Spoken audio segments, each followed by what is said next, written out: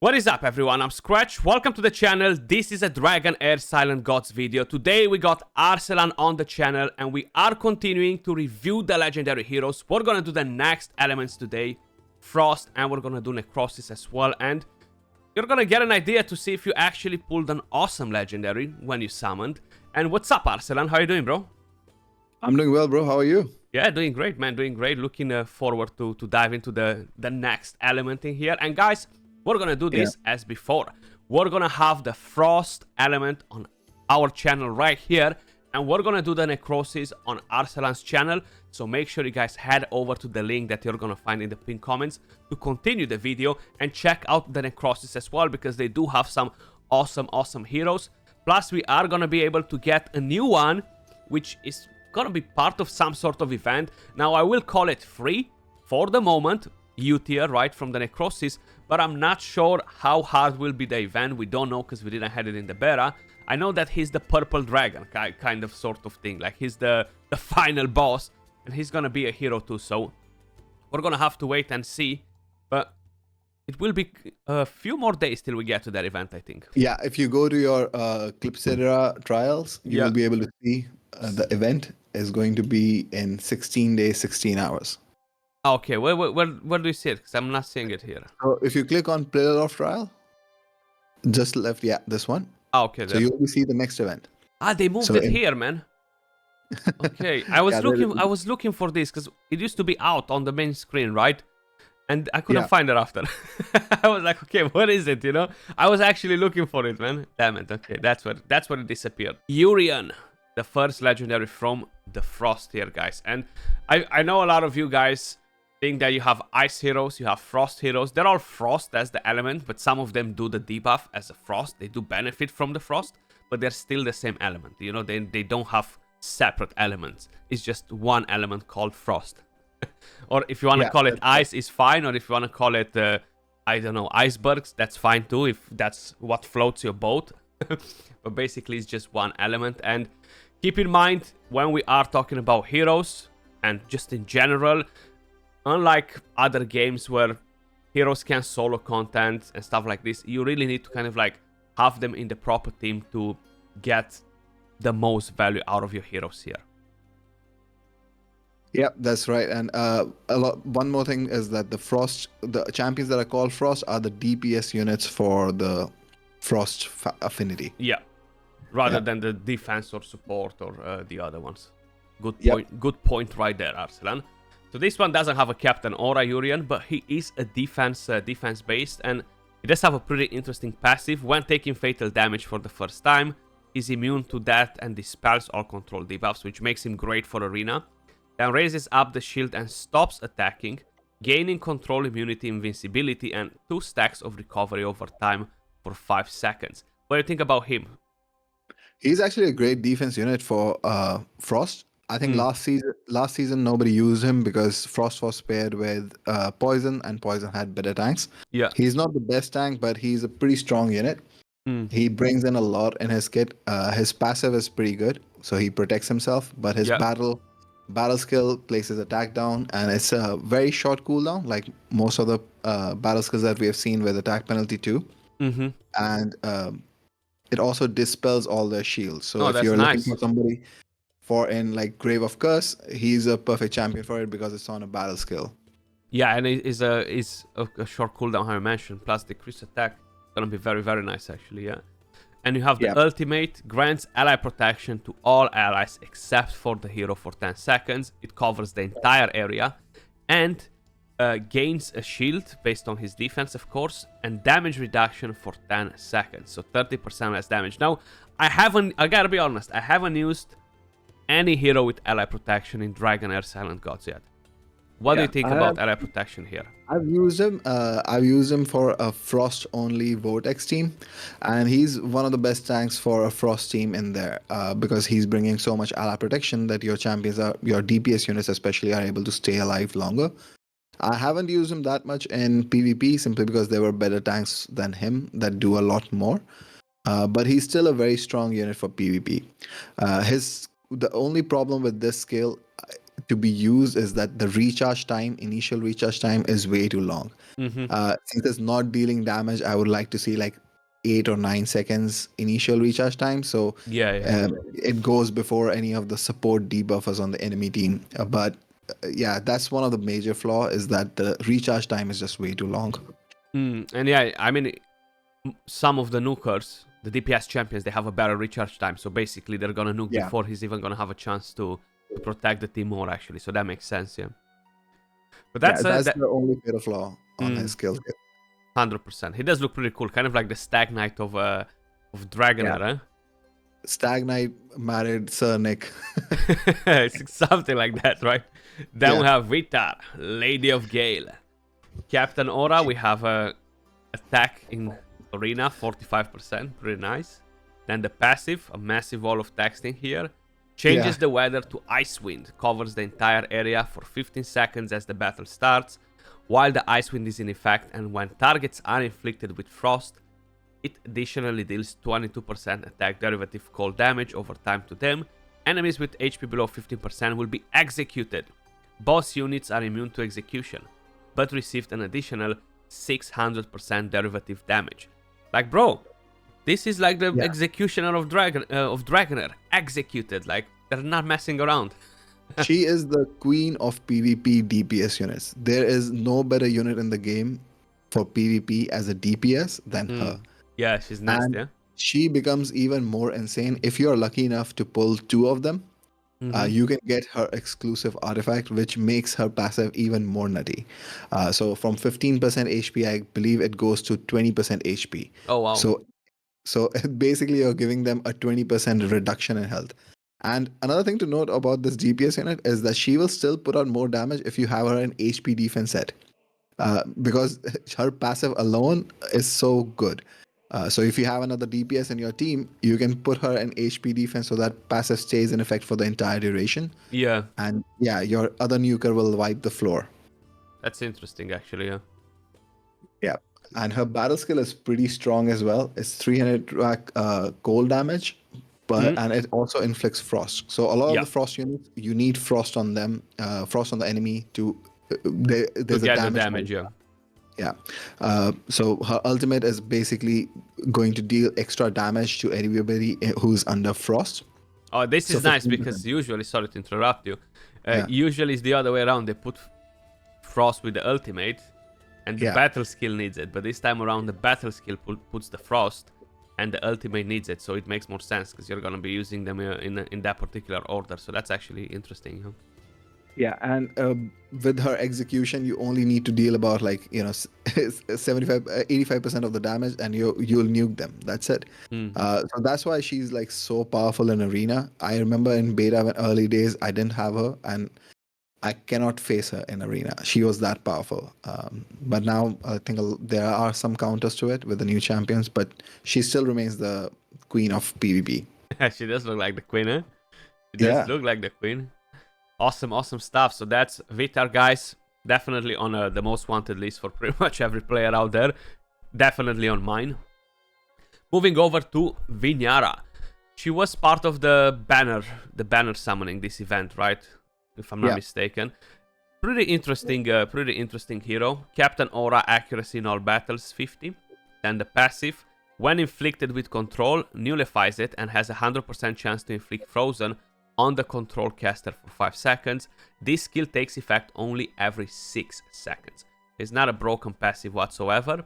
And the battle skill grants shield defense up to the hero and the ally with the lowest HP. Interesting. I like when these are AoE, man, when for the entire team. I just don't like it when you have a favorite ally and you're just buffing down. But of course, it can be beneficial. That shield is pretty big. Like, it's based off her attack. It's one of the few shields that is based off of attack, and you can build her as a nuker because her ultimate has a very high multiplier. But even her attack is crazy, like almost 1,600, you know. Yeah, and the best thing about her is like she's amazing for PvP and in PvE. So if you want to counter a unit like somebody like Elsibre, who's a nightmare to deal with in PvP, if you place her with high enough accuracy, Elsibre will be frozen at the start. Yeah. With her passive. So she won't be able to ultimate. Her ultimate is delayed 5 seconds. So that gives you a lot of chance. Yeah. And her ultimate is a 900% attack. So she will dish out a lot of damage on ultimate as well. And it's a very, very short cooldown. And um, like there we've seen some battle skills with like which will put attack penalty for 5 seconds and they have a recharge time of 10 seconds. This one places an attack penalty for 10 seconds and recharge time is only 16 seconds. Yeah, It's much one of better. the shortest duration. 100%. And it's just like such a snipe, like dispel all their buffs, reducing their ultimate energy by 100%. We're 100% chance of inflicting frozen. It is a single target, but just think about the snipe that she can do, if you build her right. 100%, yeah. Yeah, she's very powerful everywhere. Not like if you have all the champions, you may choose to not use her, but if you have her, like she's a very solid carry. 100%, yeah, 100%. Like I like the design as well on the hero. The next one, Lucenia. She looks so freaking amazing. The frost elf, right? Like look at it. Yeah, she looks awesome. This is a new champion that they added to the game. Jeez, yeah. Look at the attack, 1601. Increases ally attack by 30% in all battles, because why not, Because why not? Yep. Passive basic attack casts an ice ball that bounces between enemies, dealing 100% cold damage, with 75% chance fully booked 100 of inflicting frost for 10 seconds. When it hits, the ice ball bounces up to 2 times. The skill prioritizes enemies that are not inflicted with frost. It's 100 fully booked, right? Not 75. Yeah, it's 100 fully booked. Yeah. Just making and sure. And it's a pretty powerful passive because she is a very good support unit for your DPSs in Frost teams. And especially with Oster, she synergizes so well with Oster, who we will talk about in a moment. But he gains ultimate energy if he's hitting somebody with Frost. And if you place Lucenia with him, he gets his ultimate very, very fast. Yeah. Battle skill. Marks an ally for 6 seconds. Every 1.5 seconds, the marked ally deals 115% attack to surrounding enemies with 100% chance to inflict frost for 5 seconds. That's actually very, very interesting. Now, what I'm curious is how is she marking that ally? Like, what's the criteria on how she's based of marking the ally? I think it's based off a random. So I've used her. I've used her a lot of times, and she's a very interesting champion. She's one of the best, champion to inflict frost with. Yeah. All her skills, passive, battle skill, and ultimate, inflict frost. And there's a specific relic artifact that you can get, which makes the frost permanent. Oh wow. So she becomes really powerful with that artifact. And her ultimate, which deals. It creates like a vortex with like a whirlwind effect, and everybody has a chance to be inflicted with frost. That's crazy. So she's not the damage dealer, but she's like a damage dealer / frost unit that you want as a supporting your cast for your main damage dealer. Somebody like Havita or somebody like Oster. 100%. Like she does bring a lot of frost to the party. And that's going to benefit the rest of your team. But moving over to Lucian, he's a new one as well, right? Yeah, he's a new one. Pretty strong hero. He's a new defense hero for Frost teams. Yep. He has a Captain Aura as well. Increases all allies' HP by 45% in Gladiator Arena. Nice. And he was primarily released to counter El Cibre. Oh, okay. So if you look, so he gives a shield. His passive. He gives the 8% shield to all allies for 10 seconds. It's not the biggest shield, but if you have another champion that does shield, this passive becomes really strong. Whereas allies with shield have control immunity. Nice. Which is really strong in PvP because if you think about it, every support unit is if you've played like top tier or mid tier arena, everybody has a support unit that does control debuffs, and this champion is doing like a control immunity from the get-go. Like if they have a shield, they have control immunity. Yep. So it makes countering a lot of teams very easy with him. No ultimate energy reduction either. Yeah. She's awesome. It's pretty strong. Definitely, passive. 100%. Very, very solid passive. And the battle skill charges towards the enemy with the lowest ultimate energy, dealing 300% attack, 7% max HP cold damage, with a chance of inflicting frozen. Now, this 7% max HP sounds a bit odd. I'm curious, how will this be played against, because I haven't tried him, right? Against the boss because of the enemy max HP damage. You think he's going to be efficient or not? So it's not enemy max HP. It's kind of like... his HP. Yeah, his HP. So he deals a damage based off his HP. Also, this is not correct completely. Like, this charges towards the enemy with lowest ultimate energy is not correct. So I've used him in arena a lot of times, and he doesn't charge towards the lowest ultimate energy. He charges towards the highest ultimate energy. Okay. It makes more sense. It does make more sense, because I was gonna say, if you charge towards the lowest energy, that champion is not gonna take a turn anyway. Why would you make it a priority? Yeah. So it does make sense to be the highest ultimate energy to try and inflict frozen on him, you know. So I do think that is incorrect, the description. Yeah. There might be a few mistakes here and there still on some heroes, you know. Yeah, I thought it was lowest HP, or like something has to be wrong because he was charging to us like somebody else. It does make sense. This is something else entirely. But moving over to his ultimate, like, he deals like 500% attack, 11% cold damage to enemies within range, and 75% chance of inflicting recharge speed penalty. It's not the best ultimate. It's okay because recharging speed penalty is good for dungeons where you can slow them down, but outside of that, like, even then you want somebody who's doing like attack down, which is much more powerful, more beneficial. So ultimate is okay. He's simply a unit that was created to counter like some of the strong support control debuffers in arena. Outside of that, like, he won't see that much light of day in PvE. He's mainly just for PvP. It does make sense though. It does make sense because the skills, they don't really bring that much stuff for PvE, you know. This as well is interesting that he's kind of like the Rotos or Mountain King of Dragonheir because of the attack, the HP. 11 HP reminds me of one attack in 4 Rotos, you know. That's why I was like, okay. The next one, Oster. And we have defense, aura in City of Trials, 45%. Passive. If you wanna talk about this champion.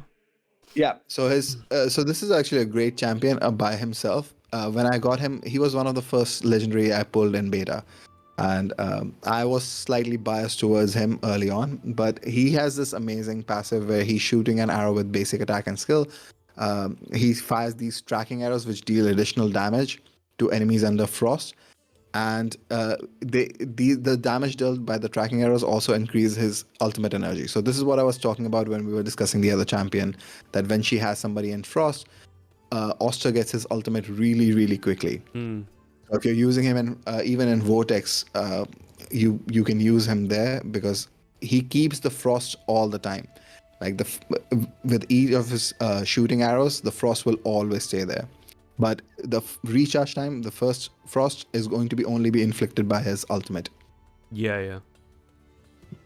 So that's the thing, is the recharge time of it. But if you pair him in the right team, he's so gonna the first be awesome. ultimate is going to be longer, but after that he gets the second ultimate, third ultimate really, really fast because he gains like 2.5% with each tracking arrow. That's good, because even there is this rare champion Usha, right? Usha, whatever you're pronouncing the name, from the frost element that deals double hit if the enemy is under frost. She could put in some serious work because that adds the multiplier to like 1,600 attack or something like that, you know. Yeah. So pair together with somebody that keeps frost on all the time would be very, very nasty actually for that specific fun content. If you pull this hero, guys, you know, think of some rares as well. Show them some love because they are some very awesome ones too. And the next one, guys, we have Elosia support. And she looks pretty nice too, actually. Very nice design. She's a new one too, if I'm not mistaken. I don't recall seeing her in the beta. Yeah, she's a new one as well. And I think she pairs really well with Lucian. She's like a shield-only champion. She has a lot of shields in her kit. So if you look at her passive, like while the hero is present, 15% of the damage taken by all allies is converted into shield. Nice. So it's pretty interesting passive, right? But the weird thing about it is like there's a gap in it. Like you would assume that every time they take damage, excess of shield, they will get a new shield. But When I saw her in arena, it didn't really happen that much. It happens for a few times, but there's something buggy about it. Yeah, maybe there is some sort of a bug with it, or who knows. Then we have the battle skill. Grants 10% target max HP, 1500 enlightenment shield to allies within range for 10 seconds and grants them defense up. This is actually nice on a battle skill, you know. It's very very good support. Really 100%. Because it's an AoE shield. Yeah, and the defense up to everybody. AOE, but yeah. And then on her ultimate as well, she grants a 12.5% target max HP and 2900% enlightenment shield to all allies. Big, yeah. And then damage reduction and control immunity. So she's one of the few champions in the game that does control immunity. I believe there's a rare lightning hero which also does control immunity, but there are not many control immunity champions that do it for AoE. And the recharge time is pretty decent. If it would be better if it was shorter, then she would be really toxic in arena. So it's I feel like it's the right mix. Like it's 11 seconds is lower than some of the control debuffers in the game. Yeah. But it's still not that high that you feel like suffocated. Definitely. And we have 3 more in here, guys. These are the 2 that I own. That's why I backed out to show you. This is everything that I have from the Frost. Trollgar, he's actually my only booked legendary. Scrolled, or call it however you guys want. They are pretty rare to get the scrolls, and I think, yeah, I do have him all sorted from what I remember. With a passive, basic attacks launched on enemies under Frost will become Tornado Slash, which dispels Frost from them and deals 250% cold damage to enemies within range. You really need another hero to drop in a lot of Frost to kind of like make the most out of the hero. Yeah, you're right. And that the champion that we reviewed, the new girl that was introduced in the game, she pairs really well with him as well because she keeps Frost up a lot of times. Battle skill, I like this quite a bit. Jumps up and strikes the enemy with the lowest HP, dealing 450% attack cold damage with a 100% chance of inflicting Frost for 10 seconds. Recharges the hero's ultimate energy by 15 when hitting enemies under Frost. So it's nice that he can put a Frost, but if you already have the Frost up and running, you're gonna get ultimate energy, which will allow you to quickly rotate into these. Jumps to the target area, dealing 250% attack cold damage to enemies within range. Again, dispels Frost from the enemies within range and deals 250% attack cold damage again. It ignores 20% of the enemy's defense for each Frost dispelled. So that's actually pretty good. He does smack quite a bit, like when everything's set up for him, he does have a nice AoE and the single hit, you know. So I like him quite a bit. His don't look good on paper, but like he really hits hard in the right setup. Not particularly good for arena because he's a melee unit, even though he jumps. But he's not the best jumper in the game. But in PvE, he does really good work. Yeah, 100%. Yeah. Then we have Hotshot here. I have him too. I'm not using him at the moment, and I was just explaining Arsalan before. I was like, I love this freaking Night King. He reminds me of the Night King, but I don't have him scroll, and he always puts increased attack and the rest of the things after my Trollgar goes, you know. So I'm like, it's not helping him, you know. It's not helping him. Get out of the team. Let me bring in somebody that actually allows me to do a bit of more work. No Captain Aura. With a passive, when the hero is on the battlefield, extends the duration of Frost inflicted by allies by 5 seconds. This is a pretty good passive right here. Yeah. So he helps keep the Frost up. But again, he's a melee unit, and he's I feel like he's like a mix between a tank and a attack champion. So his defense is pretty high. His HP is pretty high. His attack is decent. Like, it's kind of like a cross where he couldn't decide his mind whether he wants to be a defense hero or a Frost hero. You know, when they ask you when you're small, what you want to become when you're older, and they're like fireman, no, police officer, no, I want to be a pilot, you know, and I feel like he was in the same situation. He couldn't decide. Yeah, then he was like, okay, I'm gonna be all of them to make it easier. When an enemy inflicted with Frost dies, the enemy will explode on the spot, dealing 200% attack cold damage to other enemies within range. Interesting. Then you have the battle skill, deals 320 attack cold damage to enemies with a chance to put inflict Frost for 5 seconds. And I do think Actually, no, it's not going to increase his own frost. It needs to be placed by other allies. And this is decent area, not the best area. And then you have grants attack up to all frost allies for 10 seconds on the ultimate, then releases frozen air to deal 700% attack cold damage to enemies, with 75% chance fully booked 100 of inflicting frost for 10 seconds. So this right here becomes much better if you can put it up, buff Trollgar and Trollgar to go in with the ultimate and just bang, ignore the defense, wreck everybody with the AoE, you know? But it's just the timing of them. Is pretty low if you scroll it up. Yeah, if you scroll him up, yeah. If you don't have him scroll up, it's like 6 seconds longer initial recharge time. But yeah, he's one of the few heroes which does attack up. There are not many heroes in this game that do attack up. No, they're not actually. They're not. Yeah, so he's one of the few who does attack up. He's good for Goblin, some other PvE content that you can have fun with him. But in my experience, like I never really bothered with him outside of Goblin. Yeah, like honestly, I'm not using him at the moment either. And then we have Elsibri. Yeah, the one and only. She is very, very toxic in arena. If you have faced her in beta, you may have nightmares. She's one of those champions that you just want to steer clear of, and for a good reason. She has a lot in her kit, and we're gonna go through each one of them. First is the Aura, which is the increasing all allies max HP by 30%. Yep, pretty good. Yeah. And then we have the battle skill. So it's you remember who's the champion that was in raid, which gets like accuracy plus resistance bonus together? Mitrala. Yeah, so she's like that, but only like you don't need to put resistance on her. Her accuracy becomes resistance, and this is what makes her like so hard to deal with, because the moment the battle starts, it's very hard to debuff a well-built Elsibri, just because she will resist you all the time. Yeah. So her accuracy becomes resistance, and the moment the battle starts, she has a 50% chance of inflicting blind. And yeah, so the blind makes the enemy DPS or whatever they are, their basic attacks do nothing. From hitting the targets. Yeah, it's definitely a very strong passive though, and covering everything is even nastier. Then we have the battle skill. Grants 30% max HP shield to an ally for 10 seconds.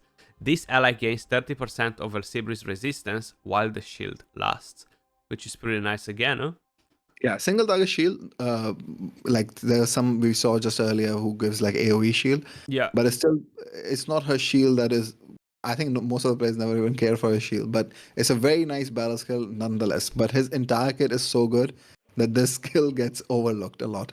Yeah, like here it's nice to get the extra resistance. And then you have the ultimate skill, like it does a lot. Look at all that. Yeah. And this is why she was so broken in beta. First off, the recharge time is 12 seconds. I think they made it a bit longer. I'm not sure if it was 12 seconds in beta for sure. She used to go much faster in beta. They did shadow nerf her inspiration as well to make her slower. She doesn't get any skill haste from inspiration anymore. So she's much more manageable in season 1, but still nightmare. So her ultimate like puts up a recovery over time, defense up to all allies, and then inflicts charmed. So the enemy DPS attack everybody else in their team. That's such an interesting debuff. I like it. Like I have a Gulande that does that, and there are a few epics, I think, if I'm not mistaken. And yeah, but that's single target. This is a AoE fully, and and it doesn't even stop there. And then has a 100% chance of reducing the ultimate energy by 50%. Very nice. So yeah, she was broken beyond. Like if you faced her in arena and she was faster than your Elsibri, and if you were unfortunate enough to not have Elsibri, you would never do arena. She was that powerful. It's good that they changed her though, because if she was too strong, you know how it is when some of the heroes are too strong, they really kill the vibes, So it's good that they're kind of like keeping them under control. Shadow nerf on the.